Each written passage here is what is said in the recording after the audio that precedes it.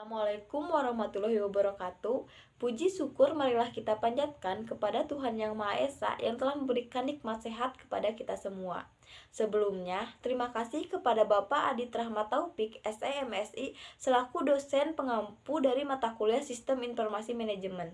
Di sini, kami dari kelompok 7 akan menyampaikan materi mengenai pengembangan sistem. Dan mari kita simak mengenai materi-materi yang akan disampaikan oleh saya dan rekan-rekan saya. Di sini saya akan menjelaskan mengenai pengembangan sistem. Yang pertama itu pendekatan sistem. Pencarian asal-muasal proses pemecahan masalah secara sistematis mengarah pada John Dewey, seorang profesor ilmu filosofi di Columbia University. Dewey mengidentifikasikan 3 rangkaian pertimbangan yang terlibat dalam pemecahan sebuah kontroversi secara memadai.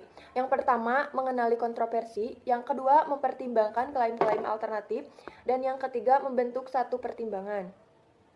Dewey tidak mempergunakan istilah pendekatan sistem, namun ia menyadari bahwa adanya sifat berurutan dari pemecahan-pemecahan masalah, mengidentifikasi semua masalah dan mempertimbangkan berbagai cara untuk memecahkannya. Nah, urutan-urutan langkah dari pemecahan masalah tersebut yaitu yang pertama ada upaya persiapan. Langkah yang pertama, melihat perusahaan sebagai suatu sistem. Harus dapat memandang perusahaan sebagai suatu sistem. Hal ini dapat terlaksana dengan menggunakan model sistem umum sebagai pola agar dapat melihat suatu perusahaan atau unit organisasi sesuai dengan model. Yang kedua, langkah 2, mengenal sistem lingkungan. Hubungan perusahaan atau organisasi dengan lingkungannya juga merupakan suatu hal yang penting agar dapat memberikan suatu cara yang efektif dalam memposisikan perusahaan sebagai suatu sistem dalam lingkungannya. Langkah 3, mengidentifikasi subsistem perusahaan. Subsistem utama perusahaan dapat mengambil beberapa bentuk. Bentuk termudah yang dapat dilihat manajer adalah area-area bisnis. Masing-masing area dapat dianggap sebagai suatu sistem yang terpisah. Manajer juga dapat melihat tingkat-tingkat manajemen sebagai subsistem. Subsistem memiliki hubungan atasan-bawahan dan terhubung oleh arus informasi maupun keputusan. Untuk selanjutnya yang kedua yaitu upaya definisi. Upaya definisi biasanya dirangsang oleh suatu pemicu masalah, suatu sinyal yang telah menandakan bahwa keadaan berjalan lebih baik atau lebih buruk dari yang telah direncanakan.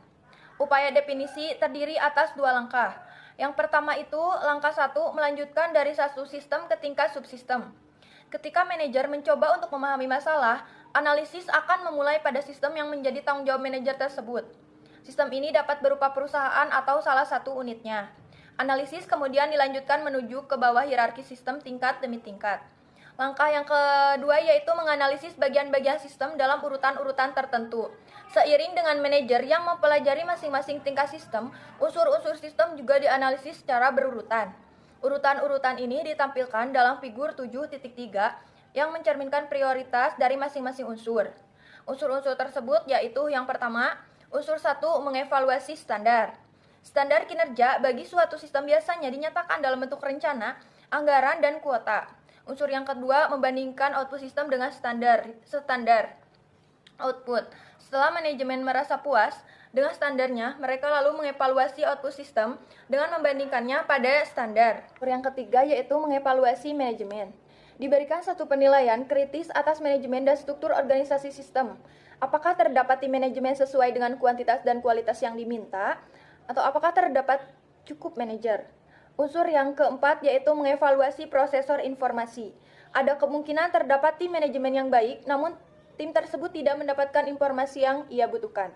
Jika kasusnya seperti ini, kebutuhan harus diidentifikasi dan sistem informasi yang memadai harus dirancang dan diimplementasikan. Unsur yang kelima yaitu mengevaluasi input, data, dan sumber daya input. Ketika analisis pada sistem ini sudah tercapai, sistem konseptual tidak lagi menjadi masalah, dan masalah terdapat pada sistem fisik. Unsur 6 mengevaluasi proses transformasi.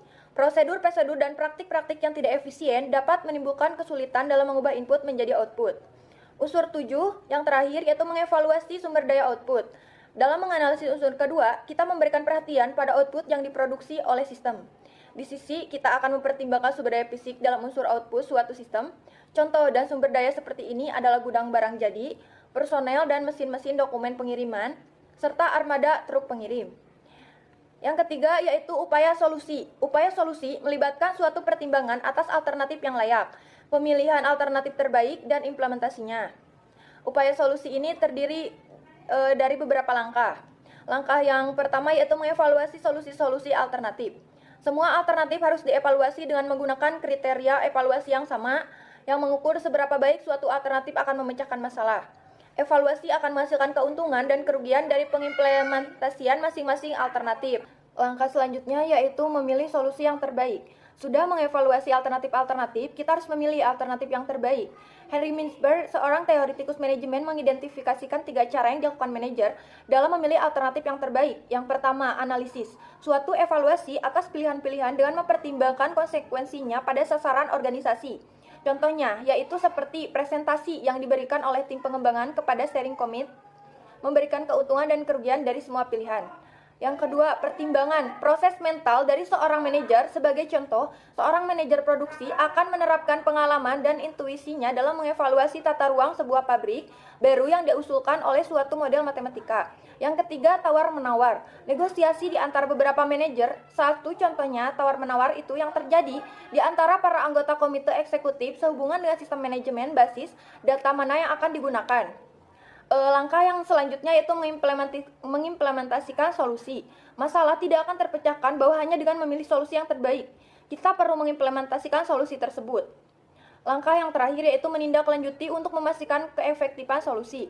Manajer dan para pengembang hendaknya tetap mengawasi situasi untuk memastikan bahwa solusi yang dipilih telah mencapai hasil yang direncanakan. Ketika solusi tidak mampu mencapai harapan, kita perlu melaksanakan kembali langkah pemecahan masalah untuk mengetahui di mana letak kesalahan. Selanjutnya, dilakukan uji coba kembali. Proses ini akan dilakukan berulang-ulang sampai manajer merasa puas dengan pemecahan masalah. Materi selanjutnya akan disampaikan oleh saya, Dini Hidayanti Samanta, dengan NPM 203402040.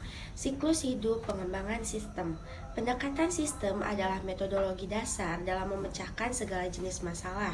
Siklus hidup pengembangan sistem atau System Development Life Cycle atau bisa disebut SDLC adalah aplikasi dari pendekatan sistem bagi pengembangan suatu sistem informasi. Lalu ada SDLC tradisional.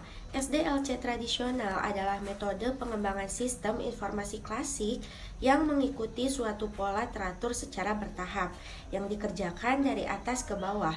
SDLC tradisional seringkali disebut pendekatan waterfall. Aktivitas dalam siklus ini memiliki aliran satu arah menuju penyelesaian proyek.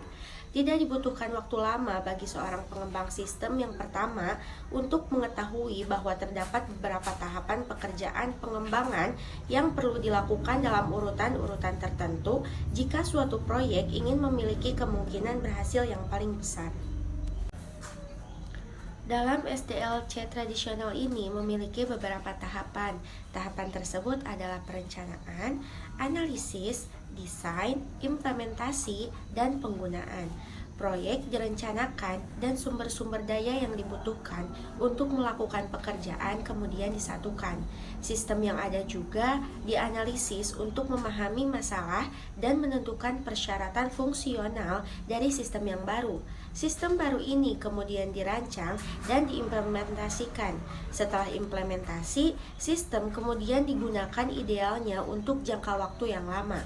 Karena pekerjaan-pekerjaan di atas mengikuti satu pola yang teratur dan dilaksanakan dengan cara dari atas ke bawah, SDLC tradisional seringkali disebut sebagai pendekatan air terjun. Aktivitas ini memiliki aliran satu arah menuju ke penyelesaian proyek. Ketika sebuah sistem telah melampaui masa manfaatnya dan harus diganti, satu siklus hidup baru akan dimulai dengan diawali oleh tahap perencanaan. Mudah bagi kita untuk melihat bagaimana SDLC tradisional dapat dikatakan sebagai suatu aplikasi dari pendekatan sistem. Masalah akan didefinisikan dalam tahap perencanaan dan analisis. Solusi-solusi alternatif didefinisikan dan dievaluasi dalam tahap desain. Lalu, solusi yang terbaik diimplementasikan dan digunakan Selama tahap penggunaan, umpan balik dikumpulkan untuk melihat seberapa baik sistem mampu memecahkan masalah yang telah ditentukan. Selanjutnya mengenai prototyping. Meskipun sulit untuk membantah SDLC tradisional dengan diungkapkannya tahapan di atas, metode ini masih memiliki kelemahan. Seiring dengan bertambahnya ukuran dan kompleksitas suatu sistem, melewati tahapan-tahapan dengan sekali jalan menjadi suatu hal yang semakin tidak mungkin untuk dilakukan. Para pengembang selalu melakukan looping kembali dan mengerjakan ulang untuk mendapatkan sebuah sistem yang dapat memuaskan para penggunanya. Proyek-proyek juga cenderung berlanjut sehingga waktu berbulan-bulan dan bertahun-tahun dan hampir selalu melebihi anggarannya. Sebagai tanggapan atas keterbatasan ini, para pengembang sistem memutuskan untuk menerapkan suatu teknik yang telah terbukti efektif dalam pekerjaan lain, misalnya desain mobil, yaitu penggunaan prototype atau prototyping. Dalam penerapannya pada pengembangan sistem, prototype adalah satu versi dari sebuah sistem potensial yang memberikan ide bagi para pengembang dan calon pengguna bagaimana sistem akan berfungsi dalam bentuk yang telah selesai. Proses pembuatan prototype ini disebut prototyping. Ada jenis-jenis dari prototype. Yang pertama ada prototype evolusioner atau evolutionary prototype. Terus-menerus disempurnakan sampai memiliki seluruh fungsionalitas yang dibutuhkan pengguna dari sistem yang baru. Prototype ini kemudian dilanjutkan produksi. Jadi, satu prototype evolusioner akan menjadi sistem aktual. Yang kedua, ada prototype persyaratan atau requirement prototype. Dikembangkan sebagai satu cara untuk mendefinisikan persyaratan-persyaratan fungsional dari sistem baru ketika pengguna tidak mampu mengungkapkan dengan jelas apa yang mereka inginkan. Dengan meninjau prototype persyaratan, seiring dengan ditambahkannya fitur-fitur, pengguna akan mampu mendefinisikan pemrosesan yang dibutuhkan dari sistem yang baru. Ketika persyaratan ditentukan, prototipe persyaratan telah mencapai tujuannya dan proyek lain akan dimulai untuk pengembangan sistem baru. Oleh karena itu, suatu prototipe persyaratan tidak selalu menjadi sistem aktual. Lalu ada pengembangan prototipe evolusioner. Yang pertama yaitu mengidentifikasi kebutuhan pengguna. Pengembang mewawancarai pengguna untuk mendapatkan ide mengenai apa yang diminta dari sistem. Yang kedua, membuat satu prototipe. Pengembang mempergunakan satu alat prototyping atau lebih untuk membuat prototipe. Contoh dari alat prototyping adalah generator aplikasi terintegrasi dan toolkit prototyping. Generator aplikasi terintegrasi atau Integrated Application Generator adalah sistem peranti lunak siap pakai yang mampu membuat seluruh fitur yang diinginkan dari sistem baru menu, laporan, tampilan, basis data, dan seterusnya. Toolkit prototyping meliputi sistem peranti lunak terpisah seperti spreadsheet, elektronik, atau sistem manajemen basis data yang masing-masing mampu membuat sebagian dari fitur-fitur sistem yang diinginkan. Yang ketiga, menentukan apakah prototipe dapat diterima. Pengembang mendemonstrasikan prototipe kepada para pengguna untuk mengetahui apakah telah memberikan hasil yang memuaskan. Jika ya, langkah 4 akan diambil. Jika 3, prototipe direvisi dengan mengulang kembali langkah 1, 2, dan 3 dengan pemahaman yang lebih baik. Yang keempat, menggunakan prototipe. Prototipe menjadi sistem produksi. Pendekatan ini mungkin untuk dilakukan hanya ketika alat prototyping memungkinkan prototipe untuk memiliki seluruh unsur yang penting dari sistem yang baru. Materi yang terakhir mengenai pengembangan prototipe persyaratan. 3 langkah pertama sama dengan langkah yang diambil dalam membuat sebuah prototipe evolusioner. Langkah-langkah berikutnya adalah sebagai berikut. Yang keempat, membuat kode sistem bara. Pengembang menggunakan prototipe sebagai dasar untuk pengkodean sistem yang baru. Yang kelima, menguji sistem baru. Pengembang menguji sistem. Yang keenam, menentukan apakah sistem yang baru dapat diterima. Pengguna memberitahukan kepada pengembang apakah sistem dapat diterima. Jika ya, langkah 7 akan diambil. Jika tidak, langkah 4 dan 5 diulang kembali. Langkah yang terakhir yaitu membuat sistem baru menjadi sistem produksi. Potensi kesulitan dari prototyping. Prototyping bukannya tidak memiliki potensi kesulitan, namun kesulitan-kesulitan tersebut yaitu yang pertama, terburu-buru dalam menyerahkan prototipe dapat menyebabkan diambilnya jalan pintas dalam definisi masalah, evaluasi alternatif, dan dokumentasi. Jalan pintas ini akan menciptakan usaha-usaha yang cepat dan kotor. Yang kedua, pengguna dapat terlalu gembira dengan prototipe yang diberikan, yang mengarah pada ekspektasi yang tidak realistis sehubungan dengan sistem produksi nantinya. Yang ketiga, prototipe evolusioner bisa jadi tidak terlalu efisien. Antar muka komputer manusia yang diberikan oleh beberapa alat prototyping tertentu kemungkinan tidak mencerminkan teknik desain yang baik. Baik pengguna maupun pengembang hendaknya mewaspadai potensi kesulitan-kesulitan di atas ketika mereka memilih untuk melaksanakan pendekatan prototyping. Selanjutnya ada daya tarik prototyping. Yang pertama, membaiknya komunikasi antara pengembang dan pengguna. Yang kedua, pengembang dapat melakukan pekerjaan yang lebih baik dalam menentukan kebutuhan pengguna. Yang ketiga, pengguna memainkan peranan yang lebih aktif dalam pengembangan sistem. Yang keempat, pengembang dan pengguna menghabiskan waktu dan usaha yang lebih sedikit dalam mengembangkan sistem. Yang kelima, implementasi menjadi jauh lebih mudah karena pengguna tahu apa yang diharapkannya. Saya, Pipit Lestari Ningsih dengan NPM 2034-02039 akan menjelaskan mengenai pengembangan aplikasi cepat dan pengembangan berfase. Pengembangan aplikasi cepat atau Rapid Application Development atau RAD ini merupakan kumpulan strategi, metodologi, dan alat terintegrasi yang terdapat di dalam suatu kerangka kerja yang disebut rekayasa informasi. Rekayasa informasi ini atau Information Engineering ini adalah nama yang diberikan Martin kepada keseluruhan pendekatan pengembangan sistemnya, yang ia perlakukan sebagai suatu aktivitas perusahaan secara menyeluruh. RAD ini membutuhkan 4 unsur penting, di mana ada manajemen, orang, metodologi, dan alat. Nah, yang pertama ini ada manajemen. Manajemen, khususnya manajemen puncak, hendaknya menjadi penguji coba atau eksperimenter yang suka melakukan hal-hal dengan cara baru atau pengadaptasian awal, yang dapat mempelajari bagaimana cara menggunakan metodologi-metodologi baru. Lalu yang kedua ini ada orang. Daripada hanya memanfaatkan suatu tim untuk melakukan seluruh aktivitas SDLC ini, RAD menyadari adanya efisiensi yang dapat dicapai melalui penggunaan tim-tim khusus. Anggota dari tim ini adalah para ahli dalam metodologi dan alat yang dibutuhkan untuk melakukan tugas-tugas khusus mereka masing-masing. Martin menggunakan istilah tim SWOT, di mana SWOT ini merupakan singkatan dari Skilled with Advanced Tool, di mana ahli dengan alat-alat canggih metodologi. Lalu ada metodologi. Metodologi ini merupakan siklus hidup RAD. Lalu yang terakhir ini ada alat-alat. Alat-alat RAD terutama terdiri atas bahasa-bahasa generasi keempat dan alat-alat rekayasa peranti lunak dengan bantuan komputer-komputer yang memfasilitasi prototyping dan penciptaan kode. Alat-alat CAS menggunakan komputer untuk membuat dokumentasi yang dapat diubah menjadi peranti lunak dan basis data operasional.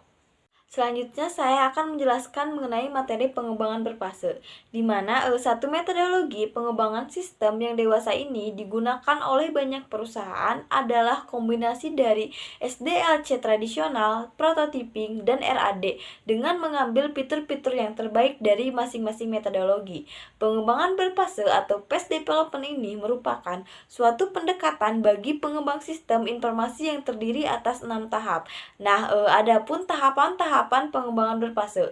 Yang pertama ini ada investigasi awal, di mana para pengembang termasuk pengguna dan juga spesialis informasi melakukan analisis usaha dengan tujuan untuk mempelajari tentang organisasi dengan masalah sistemnya, mendefinisikan tujuan, hambatan, risiko, dan ruang lingkup sistem baru, mengevaluasi proyek maupun kelayakan sistem, melakukan subdivisi sistem menjadi komponen-komponen besar, dan mendapatkan umpan balik pengguna.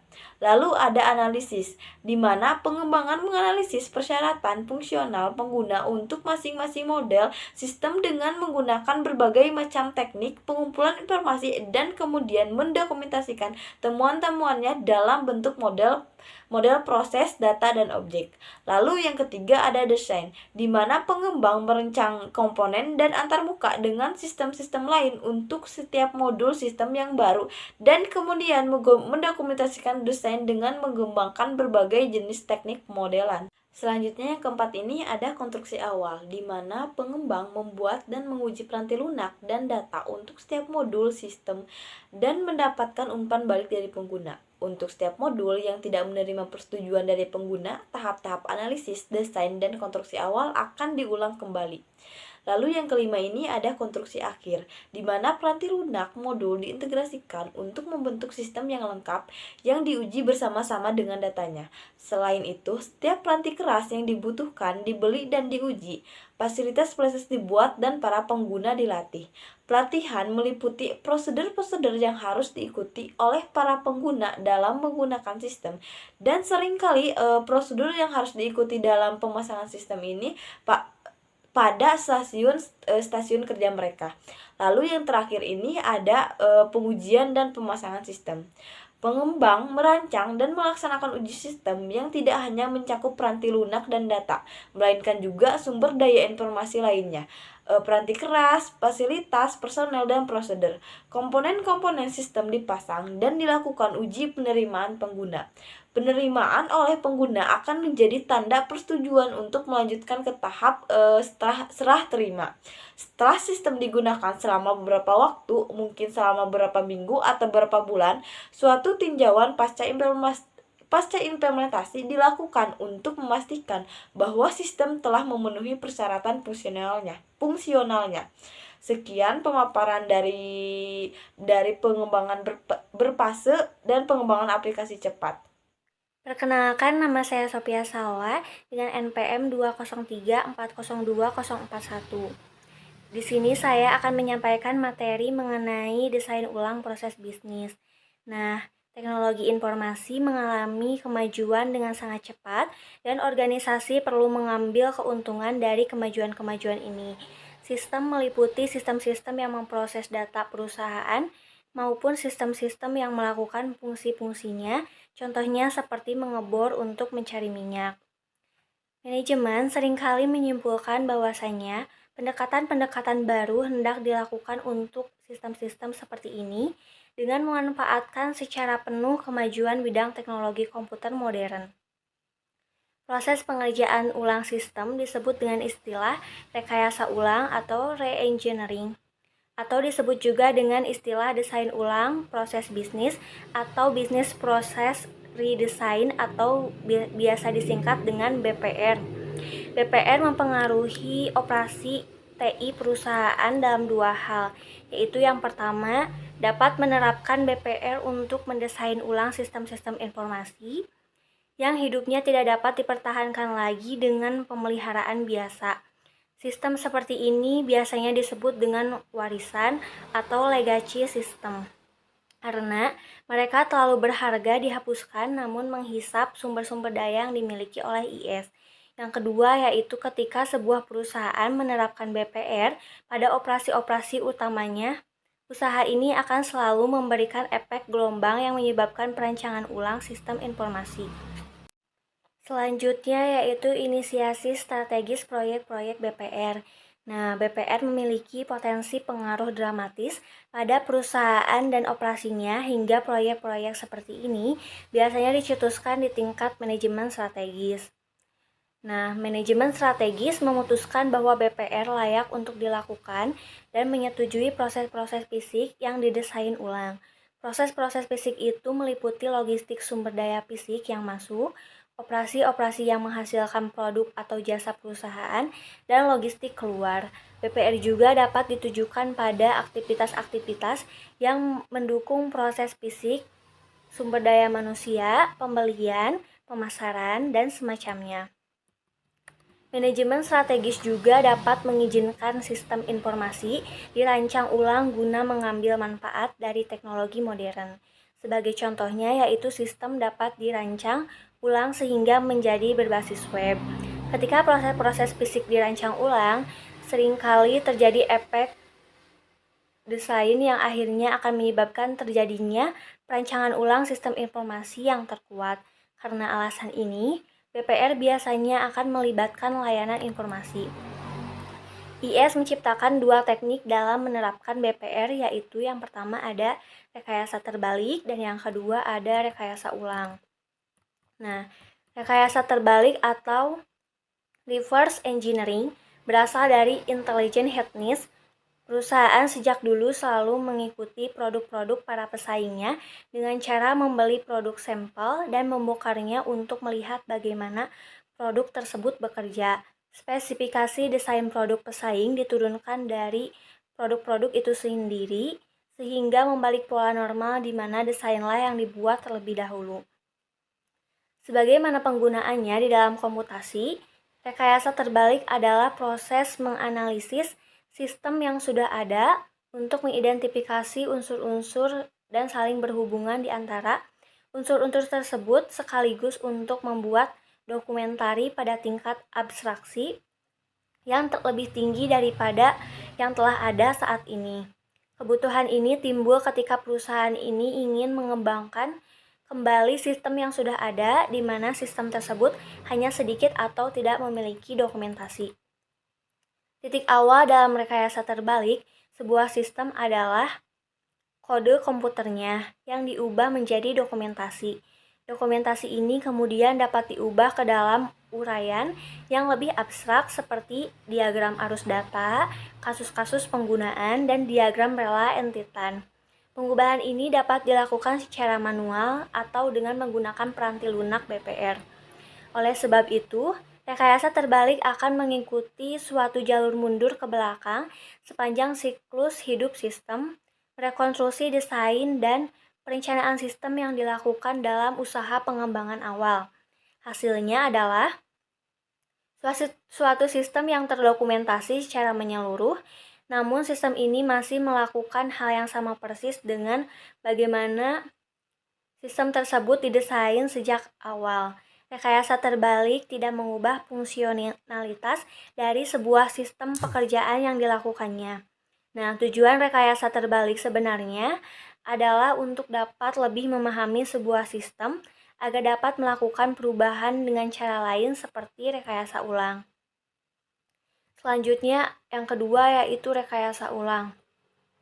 Rekayasa ulang atau re-engineering adalah merancang ulang sebuah sistem dengan tujuan mengubah fungsionalitasnya.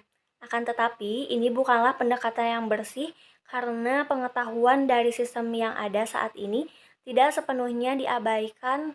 Pengetahuan tersebut diperoleh pertama kali dengan melakukan rekayasa terbalik. Lalu, sistem yang baru kemudian dikembangkan dengan cara normal. Nama rekayasa ke depan atau biasa disebut forward engineering diberikan untuk proses mengikuti SDLC dengan cara yang normal sambil sekaligus menjalankan BPR. Selanjutnya yaitu pemilihan komponen-komponen BPR. Komponen-komponen BPR dapat diterapkan secara terpisah atau tergabung pada tingkat kemungkinan yang dicari. Kombinasi yang tepat akan tergantung pada sistem yang ada pada saat ini, jika dilihat dari segi fungsionalitasnya dan sifat teknisnya.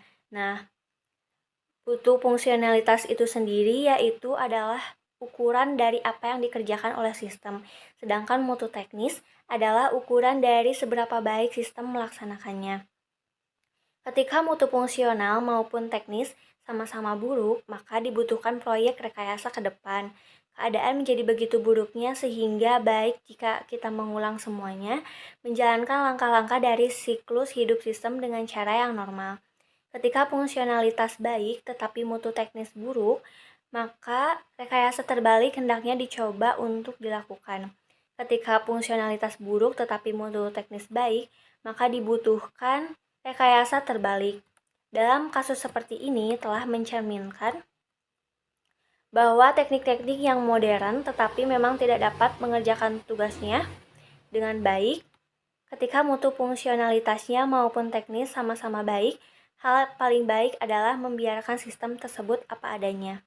Selanjutnya yaitu kasus penggunaan. Nah, kasus penggunaan atau biasa disebut use case adalah suatu uraian naratif dalam bentuk rangka dari dialog yang terjadi di antara sistem primer dan sekunder. Dalam kebanyakan kasus, sistem primer itu biasanya sebuah program komputer dan sistem sekunder itu adalah orang yang berinteraksi dengan program komputer. Nah, dialog biasanya terdiri atas tindakan-tindakan yang diambil oleh partisipan seperti yang dilakukan oleh operator entry data dan sistem komputer. Nah, terdapat dua format kasus penggunaan, salah satunya yaitu berbentuk naratif dengan nomor yang berurutan untuk masing-masing tindakan. Sedangkan format lain disebut dengan format pingpong karena terdiri atas dua naratif dan penomorannya yang menunjukkan bagaimana tugas-tugas terjadi bergantian di antara sistem primer dan sistem sekunder. Nah, selanjutnya yaitu panduan kasus penggunaan. Bisa dilihat di sini ya, di sini ada contoh dari panduan kasus penggunaan menggunakan format pingpong. Yang pertama yaitu mulai penomoran dengan 1.0 di sebelah kiri untuk mewakili tindakan pertama penggunaan.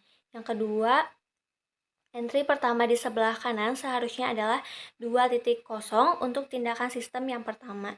Yang ketiga, gunakan angka-angka desimal untuk menunjukkan langkah-langkah yang diambil dalam suatu urutan yang semuanya merupakan bagian dari tindakan tertentu. Jika tidak, gunakan angka bulat yang menurun, contohnya seperti 3, 4, 5, dan seterusnya. Contohnya seperti 2.0 sistem memverifikasi pengguna dan 1.1 sistem meminta penggunaan untuk memasukkan informasi tambahan. Yang keempat yaitu menambahkan abjad pada satu urutan untuk suatu peristiwa alternatif. Contohnya seperti 2.0 strip A, sistem tidak memverifikasi pengguna. Yang kelima yaitu ketika terdapat peristiwa-peristiwa alternatif yang saling eksklusif, gunakan beberapa abjad. Yang keenam, untuk tindakan turunan, gunakan satu angka bulat untuk tindakan dasar yang diikuti dengan angka desimal untuk tindakan-tindakan turunan. Contohnya seperti 3.0, 3.1, 3.2 pengguna menentukan jenis laporan. Dan yang ketujuh yaitu untuk tindakan-tindakan operasional, gunakan angka bulat untuk tindakan dasar, diikuti dengan angka desimal dan abjad untuk tindakan-tindakan opsional. Contohnya seperti 3.2 strip A, penggunaan menentukan laporan tabel ringkasan, dan seterusnya seperti 3.2 strip B, 3.2 strip C, dan seterusnya. Yang kedelapan yaitu pada akhir proses, pengguna hendaknya memilih untuk mengulang proses atau melakukan log off. Contohnya seperti 10.0 penggunaan kembali ke menu utama, 10.0 strip A pengguna log off. Dan yang terakhir yaitu ketika pengguna melakukan log off, sistem seharusnya merespon dengan mengeluarkan pengguna. Contohnya seperti 11.0 strip A, sistem mengeluarkan pengguna. Selanjutnya yaitu kapan menggunakan diagram arus data dan kasus penggunaan. Diagram arus data dan kasus penggunaan seringkali dibuat selama tahap-tahap investigasi awal dan analisis dari metodologi pengembangan berfase. DFD atau data flow diagram mengilustrasikan suatu tinjauan dan pemrosesan, sedangkan kasus penggunaan memberikan detailnya. Biasanya dibutuhkan beberapa kasus penggunaan untuk mendukung satu diagram angka. Sekian yang dapat saya sampaikan. Mohon maaf bila terdapat kekurangan. Saya Nadia Maudirdiana dengan nomor NPM 203402042 akan menjelaskan mengenai pemodelan proses. Permodelan proses pertama kali dilakukan menggunakan alur atau flowchart. Nah, diagram ini mengilustrasikan aliran data melalui sistem dan program. International Organization for Standardization atau ISO menciptakan standar untuk bentuk-bentuk simbol flowchart dan memastikan penggunaannya di seluruh dunia. Ketika diagram arus data dengan 4 simbolnya muncul akhir tahun 1980-an, minat akan penerapannya pun muncul dengan seketika. Nah, selanjutnya ada diagram arus data. Suatu diagram arus data atau data flow diagram atau DFD adalah penyajian grafis data dan sistem yang mempergunakan 4 bentuk simbol untuk mengilustrasikan bagaimana data mengalir melalui proses-proses yang saling tersambung. Simbol-simbol tersebut mencerminkan unsur-unsur lingkungan, proses, arus data, dan penyimpanan data. Nah, yang pertama unsur-unsur lingkungan. Unsur-unsur lingkungan berada di luar batas sistem.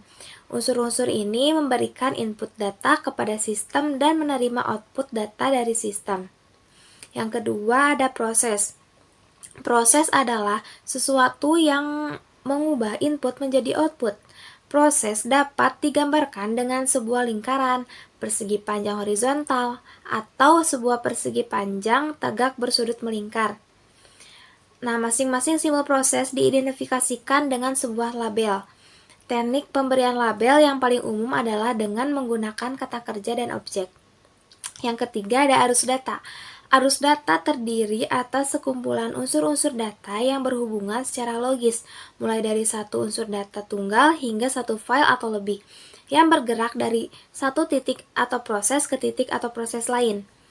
Nah, simbol panah digunakan untuk menggambarkan arus ini dan dapat digambarkan dengan menggunakan garis lurus melingkar. Dan yang terakhir ada penyimpanan data. Penyimpanan data adalah suatu gudang data.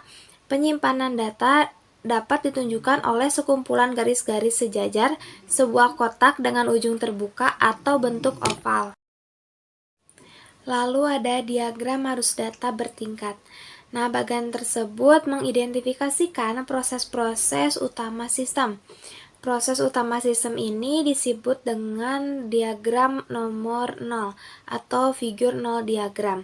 Tambahan di FD dapat digunakan untuk menghasilkan dokumentasi dengan tingkat yang lebih ringkas dan lebih terinci.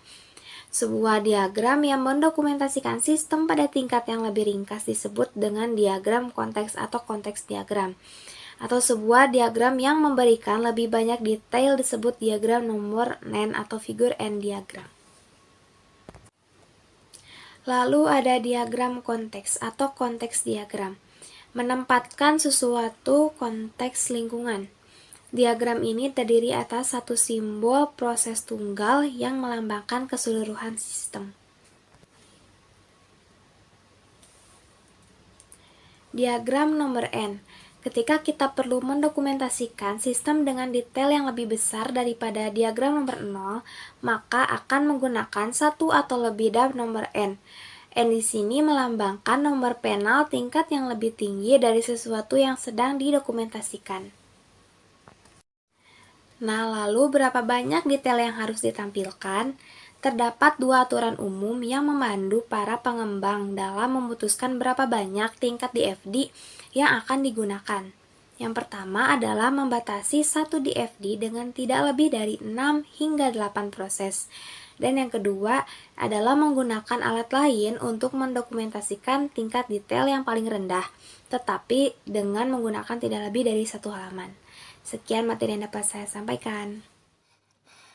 Baik, terima kasih. Sebelumnya, perkenalkan nama saya Anissa Rizky Nurul Amanah dengan nomor NPM 203042045. Di sini saya akan menjelaskan materi tentang manajemen proyek dan menghitung biaya estimasi manajemen proyek. Nah, manajemen proyek ini ketika sistem memiliki nilai strategis atau pengaruhnya meliputi keseluruhan organisasi, direktur utama atau komite eksekutif perusahaan dapat memutuskan untuk mengawasi sendiri proyek pengembangan tersebut. Nah, banyak perusahaan membentuk suatu komite khusus di bawah tingkat komite eksekutif yang menerima tanggung jawab untuk mengawasi seluruh proyek sistem.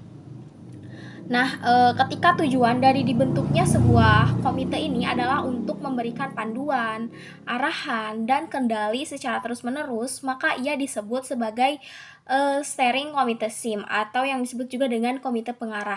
Nah, dibentuknya steering committee SIM ini tujuannya yaitu untuk mengarahkan penggunaan sumber daya komputasi perusahaan. Nah, para anggota permanen dari steering committee SIM ini selalu terdiri atas para eksekutif puncak. Nah, sedangkan anggota sementara terdiri atas manajer-manajer di tingkat yang lebih rendah dan para konsultan yang ikut berpartisipasi sepanjang keahlian mereka dibutuhkan. Nah, steering komite SIM ini menjalankan 3 fungsi utama, yaitu yang pertama, menciptakan kebijakan yang memastikan dukungan komputer untuk mencapai sasaran strategis perusahaan, yaitu yang kedua yaitu melakukan pengendalian fiskal dengan bertindak sebagai yang berwenang dalam memberikan persetujuan untuk seluruh permintaan akan pendanaan yang berhubungan dengan komputer. Lalu yang ketiga yaitu menyelesaikan perselisihan yang terjadi sehubungan dengan prioritas penggunaan komputer. Nah, jadi secara tidak langsung tugas steering komite SIM ini yaitu melaksanakan seluruh strategi yang dibuat oleh komite eksekutif maupun rencana strategis untuk sumber daya informasi. Nah, dengan memusatkan manajemen siklus hidup sistem dalam steering komite, maka akan didapatkan 2 keuntungan, yaitu yang meningkatnya kemungkinan. Yang pertama yaitu komputer akan digunakan untuk mendukung pengguna di seluruh perusahaan. Lalu yang kedua, proyek-proyek komputer akan memiliki ciri-ciri perencanaan dan pengendalian yang baik.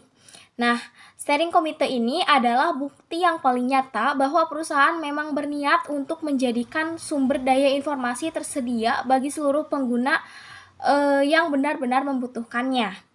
Lalu materi selanjutnya yaitu ada kepemimpinan proyek. Nah, steering komite SIM ini jarang ikut terlibat langsung dengan detail pekerjaan. Tanggung jawab itu jatuh ke tangan tim proyek. Nah, tim proyek ini meliputi semua orang yang ikut berpartisipasi dalam pengembangan sistem informasi. Satu tim dapat memiliki anggota hingga selusin yang terdiri atas gabungan beberapa orang pengguna, spesialis informasi, dan mungkin auditor internal. Nah, auditor akan memastikan bahwa desain sistem telah memenuhi beberapa persyaratan tertentu dilihat dari segi keakuratan, pengendalian, keamanan, dan auditabilitas. Aktivitas tim akan diarahkan oleh seorang tim atau pimpinan proyek yang memberikan arahan sepanjang masa proyek. Nah, berbeda dari steering komite SIM, tim proyek tidaklah bersifat terus-menerus. Nah, biasanya akan dibubarkan ketika implementasi telah selesai dilaksanakan. Lalu untuk materi selanjutnya yaitu ada mekanisme manajemen proyek. Nah, setelah tujuan-tujuan proyek, kendala, dan ruang lingkupnya telah selesai didefinisikan, kita akan dapat mengidentifikasi pekerjaan-pekerjaan yang harus dilaksanakan. Nah, rencana ini pertama-tama dirancang dalam bentuk umum dan selanjutnya dibuat menjadi lebih spesifik. Nah, satu format yang populer untuk rencana terinci ini adalah grafik Gantt yang mengidentifikasi pekerjaan-pekerjaan, siapa yang akan melaksanakannya, dan kapan akan dilaksanakan. Nah, grafik Gantt atau Gantt chart ini adalah sebuah grafik batang horizontal yang mencantumkan satu grafik batang untuk setiap pekerjaan yang dilaksanakan. Grafik batang tersebut disusun dalam urut-urutan waktu. Nah, satu pelengkap bagi grafik Gantt ini adalah diagram jaringan. Nah, diagram jaringan atau network diagram ini bisa disebut juga dengan diagram CVM atau Critical Path Network atau PERT, Program Evaluation and Review Technique, adalah sebuah gambar yang mengidentifikasikan aktivitas-aktivitas dan menghubungkannya dengan panah-panah untuk melanjutkan urutan-urutan pengerjaan. Dengan cara ini, komite akan dapat tetap mengikuti perkembangan masing-masing proyek dan mengambil keputusan yang ditujukan untuk memastikan bahwa proyek akan dapat diselesaikan dengan sukses dan berada dalam batasan waktu dan anggaran. Lalu untuk materi selanjutnya yaitu ada mengestimasi biaya proyek. Nah, semua materi ini kurang lebih mengandalkan pada 3 komponen, yaitu yang pertama, informasi mengenai sistem tertentu yang sedang dibuat dan orang yang akan melakukan pengembangan. Yang kedua, yaitu pengalaman historis. Dan yang ketiga, yaitu pengetahuan mengenai proses pengembangan peranti lunak dan alat-alat serta teknik estimasi. Nah, proses pengestimasian biaya ini terdiri atas kumpulan input, alat-alat dan teknik, serta output. Nah, yang pertama yaitu input pengestimasian biaya. Sebuah work breakdown struktur mengidentifikasikan aktivitas-aktivitas proyek yang akan membutuhkan sumber daya. Contoh dari WBS ini adalah grafik Gantt dan diagram jaringan. Kebutuhan sumber daya atau resource requirement mencantumkan sumber daya tertentu yang akan dibutuhkan dan berapa jumlahnya. Tarif sumber daya adalah biaya per unit untuk setiap jenis sumber daya. Estimasi durasi aktivitas menyebutkan periode pekerjaan yang dibutuhkan untuk menyelesaikan aktivitas informasi historis ini terdiri atas file-file dari data proyek masa lalu, basis data, pengestimasian biaya komersial, dan pengetahuan tim proyek. Lalu yang kedua ada alat-alat dan teknik estimasi biaya. Nah, yang pertama yaitu ada estimasi analogis. Menggunakan biaya aktual proyek-proyek serupa yang telah dilakukan di masa lalu sebagai dasar untuk memproyeksikan biaya dari proyek yang sedang dipertimbangkan.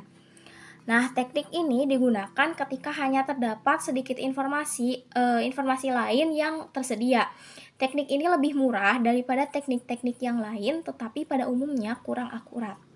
Lalu yang kedua yaitu estimasi dari bawah ke atas atau bottom up estimating.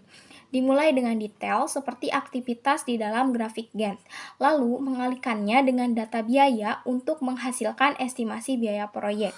Semakin banyak, maka akan semakin akurat hasil yang diperkirakan. Lalu yang ketiga yaitu alat-alat terkomputerisasi. Nah, digunakan secara terpisah atau untuk menyederhanakan alat-alat yang baru saja diuraikan. Lalu untuk selanjutnya ada output pengestimasian biaya. Nah, estimasi biaya ini dibuat untuk seluruh sumber daya yang dibebankan ke proyek dan biasanya dinyatakan dalam unit-unit keuangan yang berlaku seperti dolar dan euro. Nah, estimasi seperti ini dapat disempurnakan kembali selama proyek berlangsung untuk mencerminkan tambahan informasi seiring dengan semakin jelasnya proyek tersebut. Detail-detail pendukung mendokumentasikan bagaimana estimasi tersebut dihitung dan setiap asumsi-asumsi yang diambil. Rencana manajemen biaya atau cost management plan menjelaskan bagaimana variansi biaya yang akan dikelola. Sekian pemaparan materi dari saya. Terima kasih. Sekian pemaparan materi dari kelompok 7. Semoga pemaparan materi yang disampaikan oleh kelompok kami bisa bermanfaat bagi kita semua. Mohon maaf bila ada kesalahan. Wabillahi taufiq wal hidayah. Wassalamualaikum warahmatullahi wabarakatuh.